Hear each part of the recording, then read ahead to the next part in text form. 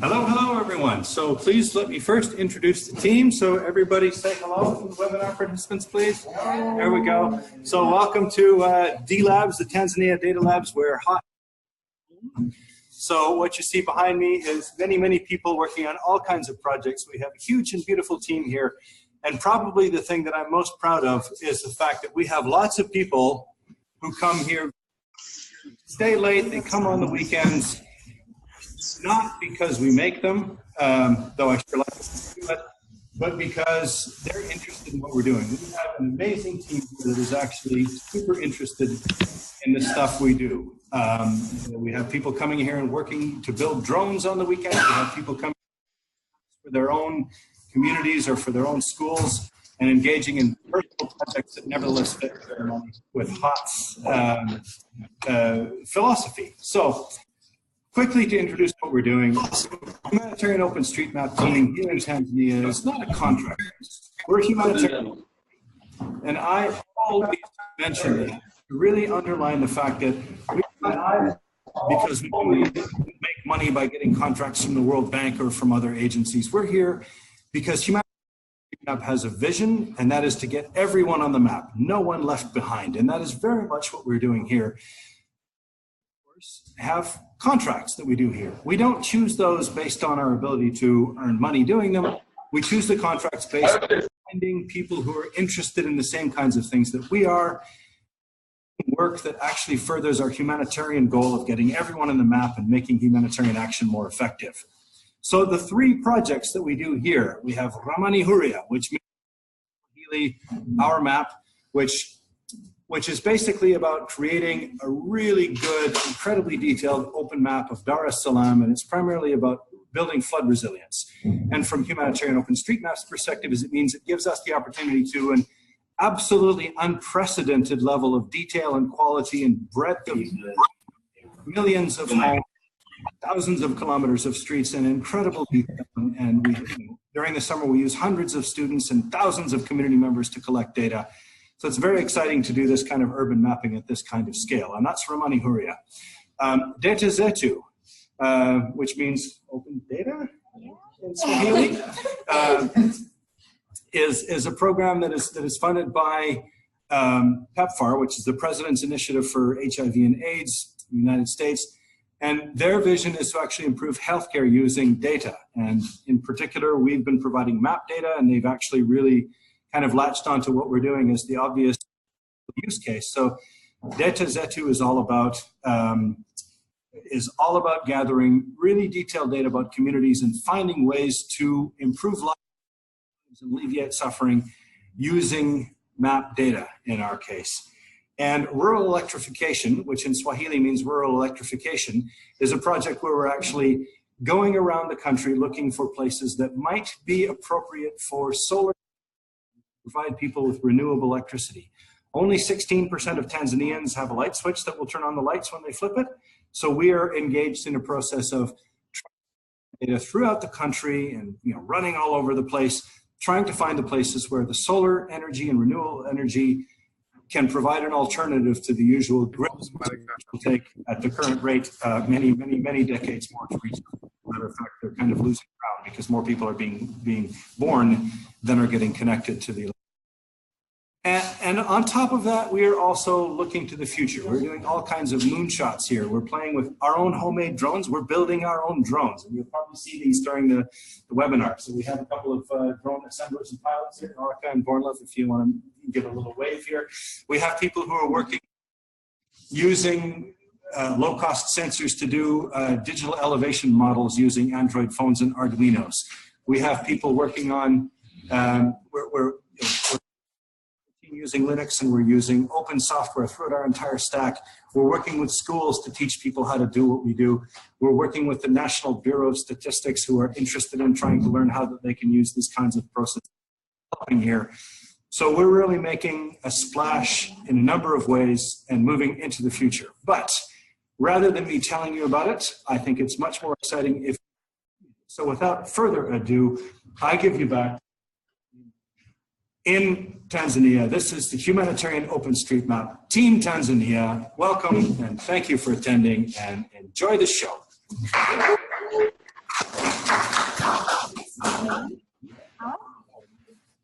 Okay, so first up is Hawa. So let me just set this up so we can share our screen.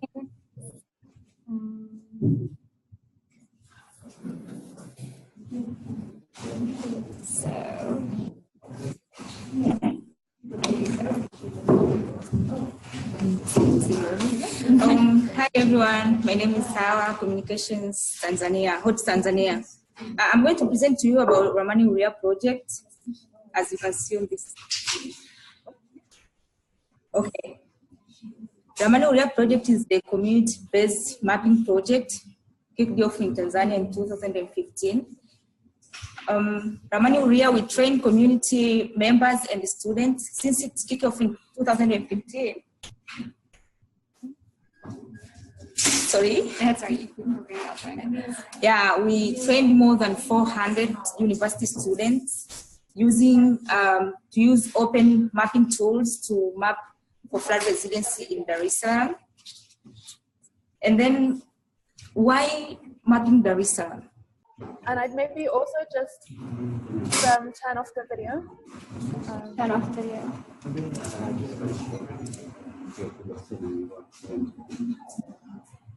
Yeah, I think it's bottom left.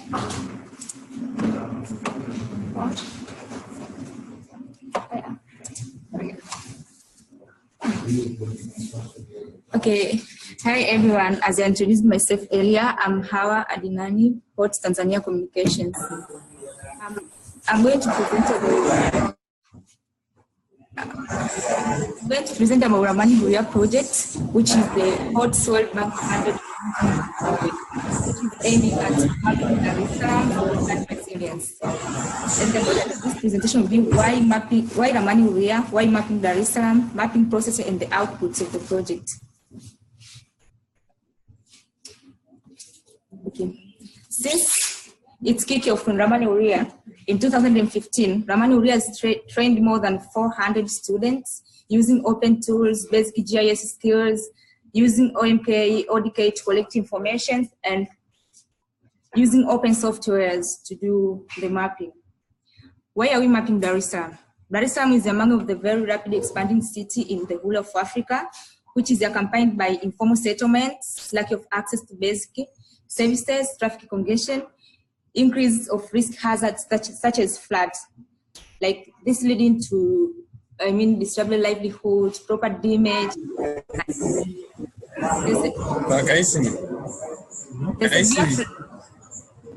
What? Severe flooding in Dar es Salaam was 2011, which was caused approximately 40 deaths and more than 2,000 families were displaced.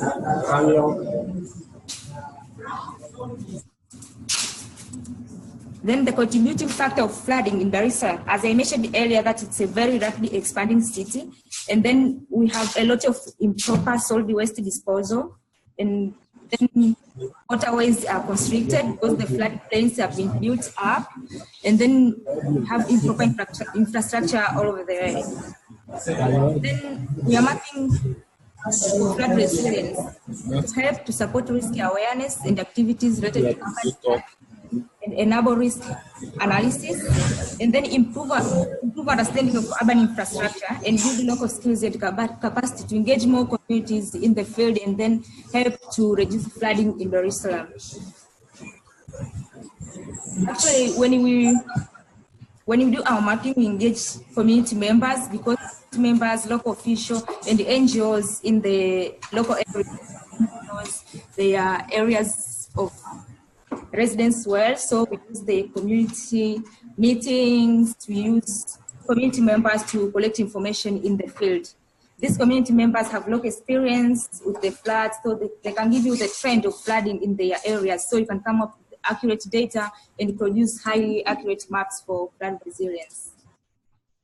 And then mapping process, what you do is we have one of our teams go out the field, then go to try to train community member on how to use open software such as ODK to collect information. And then that community member will teach another community member on how to collect information. Then on that process, we can have thousands of community members who know how to use our open software to collect information, and you can have more accurate information within a short period of time, and you collect more community members to actually engage themselves in the project. And our motto is we use local people, local tools, and open knowledge. Local people, like the local people who we are working with on the fields, and then local tools, like the community member use their own Android application to collect information, and then we just add open knowledge to them, how to do the work and how to collect information on the field. Okay, I'm going to introduce my colleague to you who's gonna present about drain mapping process and the outputs. Hi everyone, Todd Kimaro, drain mapping supervisor. I'll be presenting to you the drainage system and also the flood extent. Now on the drainage mapping, we are mainly doing the data collection of the segments, drain points of every, like the drain segments, you're taking every details of the drain, the elevation, depth, and on points, you're taking where the drain begins and where the drain ends, and record every point of if there's damage, if there's maybe the points, the drain is being destroyed or the drain is blocked. We're recording all sorts of things. And then on the segment, you also take the measurements and both of the data that I've mentioned, the elevation, depth, and everything. The drain mapping that we are doing is a very effective exercise that has not yet been done or conducted in anywhere in the world. Like no any other country that has practiced this, like the same data that we're collecting. So we're privileged to conduct the area. Right. And so this exercise is being done for the first time in the whole world. So you are the part of this community that is running this show for the first time in the country, in the world. And so these data are very neat, and they're being collected with the local people, like the students, but with the adding and like the open knowledge to them so that they can collect these data. See, now the process of drain mapping is being done with the two teams, the one that collect data from the site and the one that cleaning them on the office. Why do we do in different two teams? They're doing this to make sure that the data collection is being done in a very effective way, and also the collected data are being cleaned very effective, making sure that every segment and every point is having like the information that we need them. Finally, we need to have the drain system of the whole city of Dar es Salaam with every point. If the drain is broken or if the drain is having any problem, we need to understand them and making sure that we are recording them. So this exercise will also include the data collection of every segment that we will have on them. The drain process, the data being collected from the site, as you have seen, is being sent to the server. You can see on the right side of the slide, those are the segments that are collected from the site, and so it's being served to the server so that everyone can really check first if every segment is recorded and every point is recorded, and then after sending them to the server, the office team these data and make sure that every segment and every point have the information that we need them to have. Like both of segments have elevation, both of points have like the information that we require them to have. Bottom, we need them to have elevation and every data that we require them to have. So office team doing the work of cleaning, make sure that every detail that we have recorded is clean and safe and also ready to be mapped. Ready for map making. Now, finally, after the cleaning from the site, we are being able to have an example of the drain map. You can observe what you on my screen. The map that you're seeing is having a drain of one word with detailed information, like if it's culvert, if it's blocked, if it's the condition of the drain, and every data that you can see on the drain. Simply what we are doing is assuming that we are water. Now, water follows the drains, and even, okay, if it doesn't find the drain, it will flow out. Now, when the points it flow out, we record the points that, okay, not rain. The water flows maybe to the river or ocean, and every detail of the drawing. So the sample of the map that you're seeing is very professional, but being collected with the student, also the local tools with the phone, just smartphone, not engineering tools or maybe survey things that we like professional do it. You go to the site with the surveyors and everything. You record with the costful tools. We are doing it in a simple way, the smartphone, and sticks to measure the drains. Okay, that was a part of drainage mapping. I'll also push you to the flood extent mapping, which is also a very interesting one. Why do I say that it's interesting? Okay, we have the city of more than 5 million people. Okay, these people are being distributed in the city, and most of them, they're staying in informal settlements. Beyond the river, beside the rivers, they are being affected by the floods. The data that you're seeing has been collected, and it's in terms of flood extent, and we are recording the depth of water, and also we are recording if the water, like the people are being affected by the flood. Now the green points that you're seeing on your right, they're showing that those people, they are not being affected by flood, and the green one show that people are affected by floods. And mind you, on the red points, we also record like the depth of the flood, where the flood reached at point when it floods. So this is very different from RH1. It's not very different from RH1 because it's just provide the accuracy of the information. Because on RH1, what we are doing is taking like the community leaders and community themselves. They can identify the areas where the flood is affecting them. That was RH1. So RH2, what we are doing is finding the accuracy of it. Now you're participating, all community members, each house by house, and then you're asking them the information that we are requiring to have, like if they're being affected, and if they're affected, okay, at which rate. Now you can see there are many points that stipulates each house and the effect of the flood. So the mapping is very interesting. We have complete 11 wards and 42 sub-wards. That means we are moving on still, and we are planning to make sure that every part of the city that's being affected by floods have these data. Now these data will be used by different NGOs and like the government.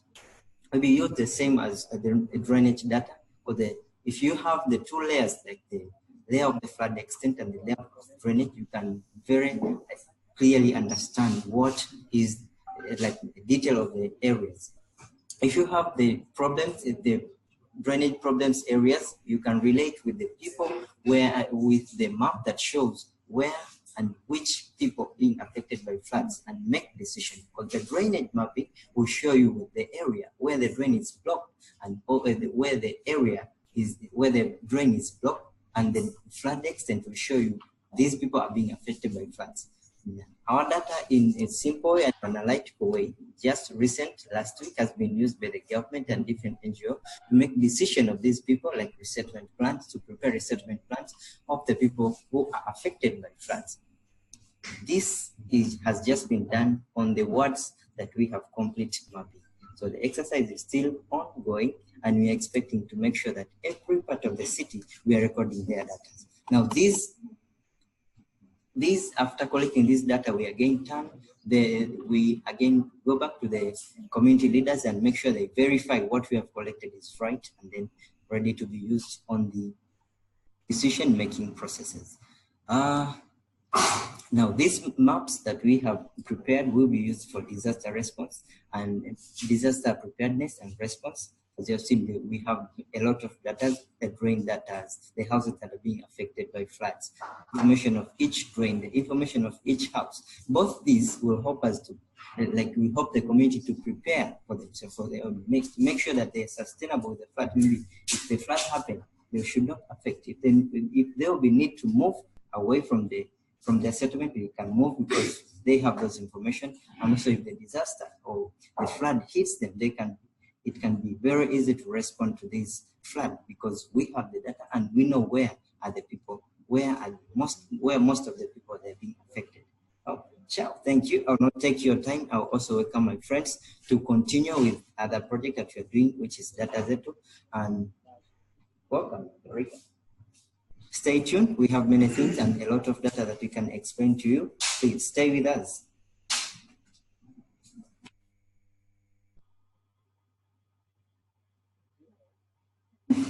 Okay, hi everyone. I'm Asha Mustafa, and I'm going to go quick through with Data Zetu project.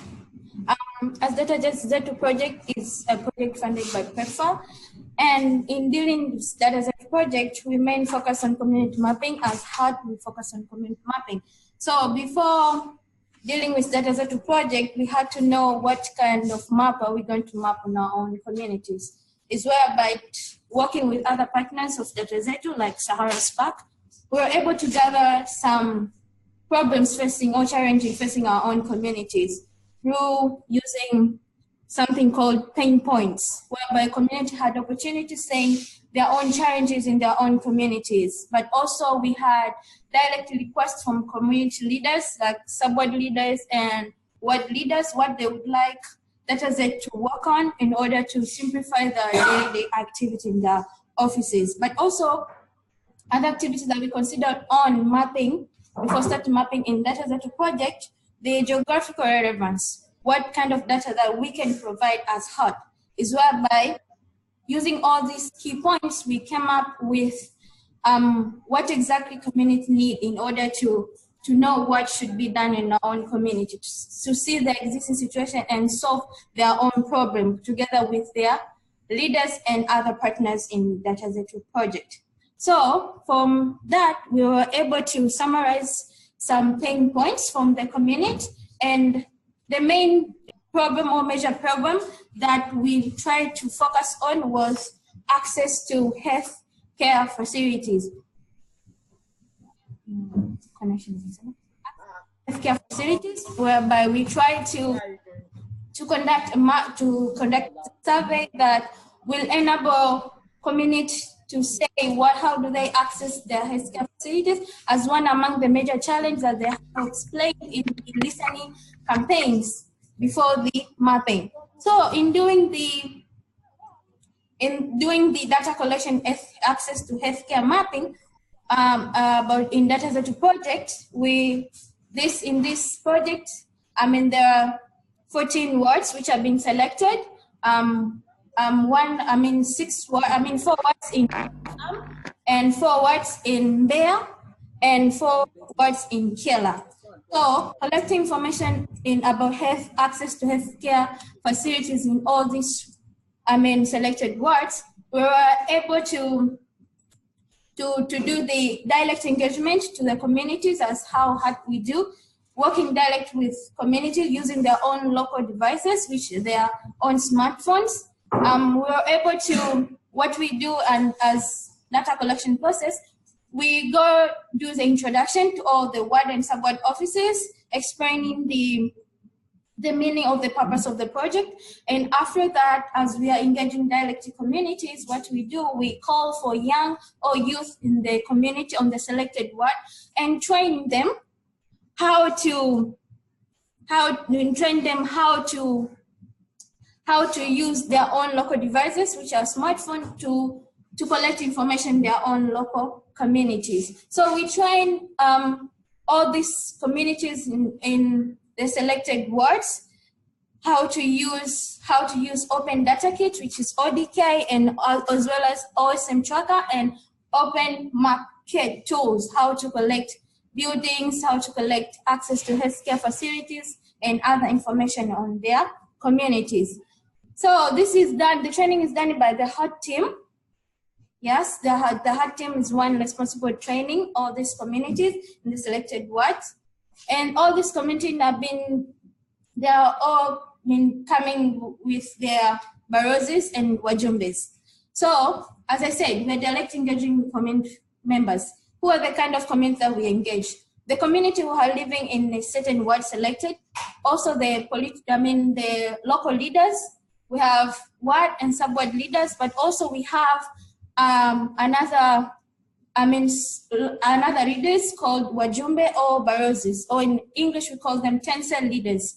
These are the leaders which are mostly known in the community. In case of any emergency, these are the people where community goes to in case of any emergency or any help before going further for another help. So we try to engage them in mapping process so that we can create it easy and simple for community to answer the question about access to health facilities, since it's going to be very hard if no one knows the local mapper, even though they are living in the same community. So these local leaders were responsible, like introducing these local mappers, which have been trained by HUD team to the communities, so that community can respond well to the question that are going to be asked. After we have already trained all these communities and the local leaders, wajumbes or barozis, what next is for them to go to site and collect information. As you can see on the picture, we have a local mapper trained by HUD, we have mjumbe or barozi, and we have a community. So the interaction of these three people enable to gather the information required for the further analysis. When we try to collect the information about access to health facilities, and as I said, we're involving these local leaders, wajumbe or barozi or 10-cell leaders, is whereby we discovered something new called Shina mapping. We called something Shina. Shina is an administrative boundary of this leader who is called barozi or mjumbe. So we were able to start tracing their boundaries by using the information that we have gathered. As the form that we are using, the software that we are using are translated in Swahili, so everyone can know what are the questions that have been asked to the community, so as to give easy responding to the communities. So we were able to, as every barozi or every mjumbe were participating in the data collection, we were able to know their actual area where they are operating in the day activities, whereby we came up with something called Shina mapping. We were able, as you can see on your screen, that there's data that have been pushed to the server, which is the server for the software Open Data Kit, and we were able to categorize it according to the name of the barozis and the wajumbe that we have been using on data correction. So as you can see, the down map showing different colors in groups that showed one color in one group, that's the area of one barozi. So using that, we can trace that using QGIS and trace the boundary of the barozi. As we can see here, it shows the boundaries of each balozi or mjumbe that we have involved them in data collection. So by using dialect, these people, whereby they can have 30 to 200 people in their own communities, they are under these readers, we're able to discover a new boundary in our country, which is first and no one has ever done it before. So as HUD, we are proud of doing this as part of the Zetu project. We're able to trace the boundaries that now people can be distributed in small portion within a ward and a sub-ward. So, but also using the data categorized using the Open Data Kit, also we can use OSM tracker, tracing all the boundary of these barozis, whereby in collecting this information, we can use the hot mappers and also the wajumbe or barozi with high accuracy GPS phones with OSM tracker and tracing the boundary of these barozis and wajumbe on their respective areas, so we can exactly know. So by combining the data from ODK, Open Data Kit, and the OSM tracker, we can draw exactly the boundary of each barozi or mjumbe in respective area. The good thing is we have put their names and their Shina numbers. In case of any use, the barozi will be known where the barozi is coming from and which Shina the barozi is belong to. So this is the final output when you use, or you may use all the two methodologies in collecting this Shina map as the output that we have discovered on the way during the access to health care, whereby the different colors show different areas where these barozis are Baroses are their territories or administrative areas, and also their names and their Shina numbers. As we know, these baroses have been selected in their own community. So we have what we call Shina numbers. Baroses' name can be changing after 5 years of our selection in our country, but the Shina numbers cannot be changed. So either you can use the Shina number or the name of the Baros, depends on what mostly community knows about who their leader is. These are the Shina numbers and each boundary of the area. So after we have collected the information, that's not the end. We have to go back to the sub-ward and ward offices to verify all this map that we have collected so far, so that we can collect all the mistakes that we have done on the first data collection process before we produce the final map. As you can see, that's one among the ward officer, leader, ward executive officer is looking on the map, and also one among the Mjumbe is with other HUD team member, verifying the border that we have collected on the ground before producing final map and bring it back for further use. That is a final map that can be used. Also, as Data Zetu project, we were able to do the infrastructure and building mapping using the open data software, whereby university students or HUD team members use the open map kit, application on their mobile phone, tracing all the buildings are variable. As the previous they said, they've already traced all the building Dar es Salaam. So we expected to add the attributes or tag all these buildings using this application. So as part of the Data Zetu project activity, we were able to do this activity also, mapping, doing tagging all the buildings in this and these selected wards. What's the purpose of this? The purpose is first to know all the kind of facilities available in the area, like schools, healthcare facilities, and other facilities available in the area, but also doing the road, how do this facility, all these buildings can be accessible in these different areas. So we were able to do this, and as you can see, this is one among the example of the place which was being tagged and the place which have not been tagged using the open map kit application on our Android phones. As you can see, the place there's Tandika, one among the ward, and Azimio, one among the ward in Dar es Salaam. Tandika is being mapped and Azimio is not being mapped. So you can see the changes. So this shows all available building users in the area. So apart from, as I said, we are dealing with health, and then Shina map came up.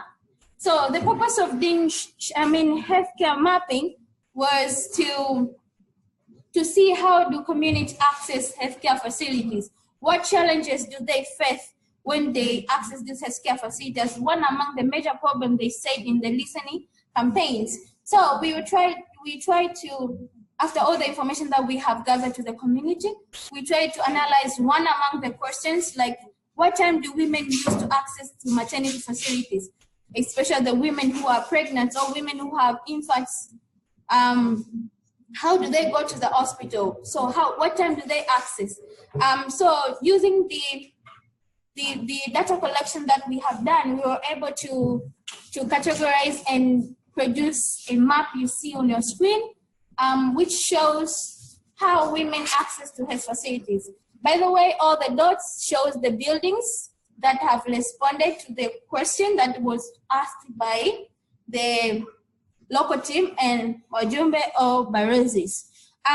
Quick interpretation of the map so they can understand, like the white dots shows that these women in this area, they use less than 15 minutes to access the health facilities. And women's in yellow, in brown color, shows that they use 15 minutes to 30 minutes to access these healthcare facilities. And the dark brown color women's buildings shows that they use 30 minutes to 1 hour access into these healthcare facilities. So quickly it shows to which area or part of this ward they need help at their areas, which part of the ward need help, and which kind of services or which kind of help would they need. So the main aim we gather all this information is to help local leaders to create impact on their own ground, to make decisions which will reflect what communities need on their own areas. So we should make the decision that will make community happy on the future. So what DataZet is trying to do, as well as HOT, to gather information that can have users in the end, not gathering information that at the end won't have anyone to use. So this is part of the Zetu project. I would like to welcome one of my colleagues to say the future coming up activities of Zetu project. Thank you. Hey everyone, Sarah here. So just I guess touch on the next phase of the DataZet project. We'll be wrapping up data collection shortly after finishing data collection in Kiala, of course, working in 3 districts in Tanzania, by the way. So what does the second phase actually entail? So, I mean, we've got a bunch of really meaningful data that we can actually begin to have an impact with. And our aim will be to actually begin to embed members of our team in specific clinics and facilities where we can begin to actually understand the challenges that these health facilities are facing on a day-to-day. So whether that involves trying to improve their registration processes by working with the registration attendants, to develop tools and methods to find out exactly where these people are coming from, and this will help us potentially identify where diseases and outbreaks come from. Now, what these tools and resources consist of, what these tools and methods consist of will be identified once we begin working with specific clinics and facilities. And the main objective of this is to begin working on the ground with people and users instead of taking the traditional route of working with high-level decision makers. So stay tuned for what will come. Hi there. Sorry, this is Rebecca. Sorry to interrupt. I was just saying the audio quality has gone really, really low. Maybe it would be possible to present without the screen share. Is it any better now, or is it still crackly? That's a little better now when it's you. Well, if we try and just shout into the screen for a bit, and then, yeah, if you can comment, like, if it's getting any worse. Cool. Is it better for us to comment in the chat? Can you see that, or do I comment just coming off mute? I think just shout. Yeah, and we can speak up. Sorry for Okay, perfect. Yeah, great. Thank you. Awesome. So I guess that's really it for me. Stay tuned for the updates from DataZet. You can follow us on Twitter. And the next colleague of ours, Dorka, will be introducing mini grids to you guys. Thanks for tuning in.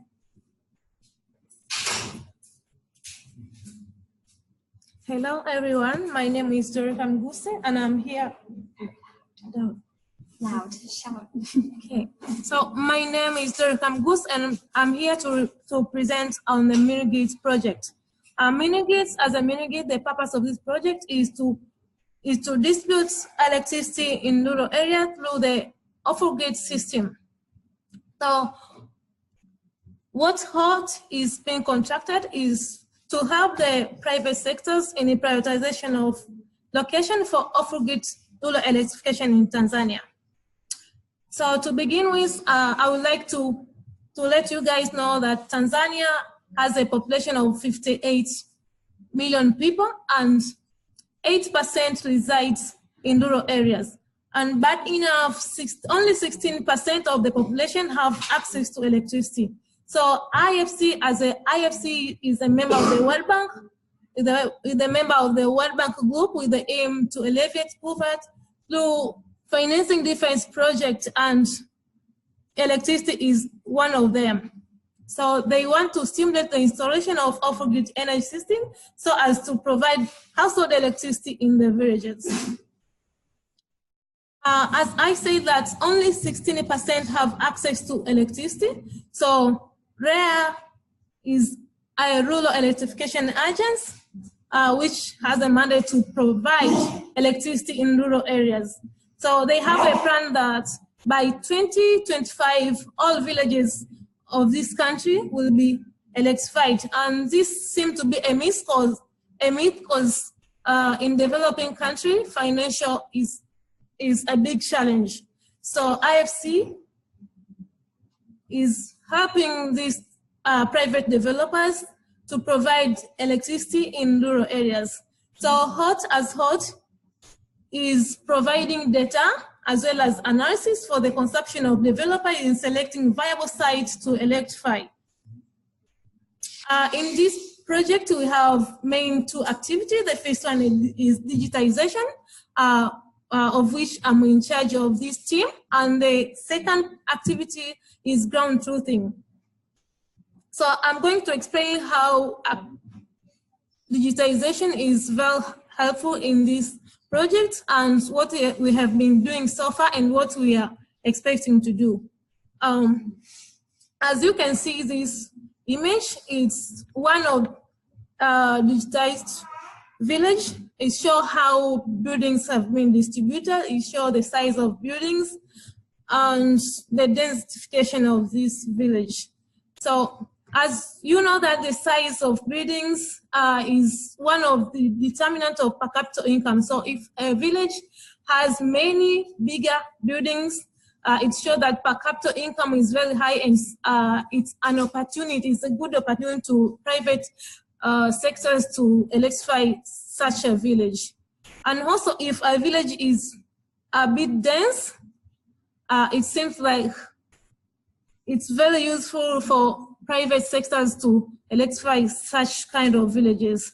And also if you have trusted buildings out this kind of data, it's helped these private developers to allocate and to know the number of transformers which is being used to in setting electrification. So I started with 8 people in my team, and now I have a bigger team with 8 people. And so far we have traced 2.1 million buildings, and we are expecting to trace all buildings in all villages in this country. Please, passing presentation to my colleague who is coming to let you know, guys, how ground truthing process is being done so far.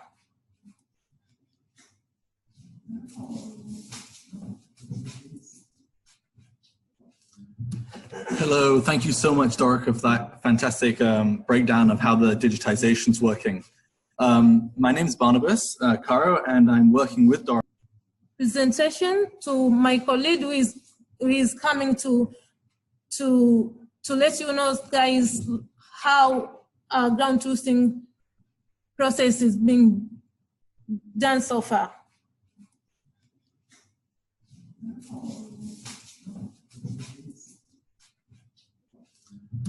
Hello, thank you so much, Doric, of that fantastic breakdown of how the digitization is working. My name is Barnabas Caro, and I'm working with Doric on this. Hey, sorry. Is it gone crackly again? Sorry, as soon as Barnabas started talking, I lost all of the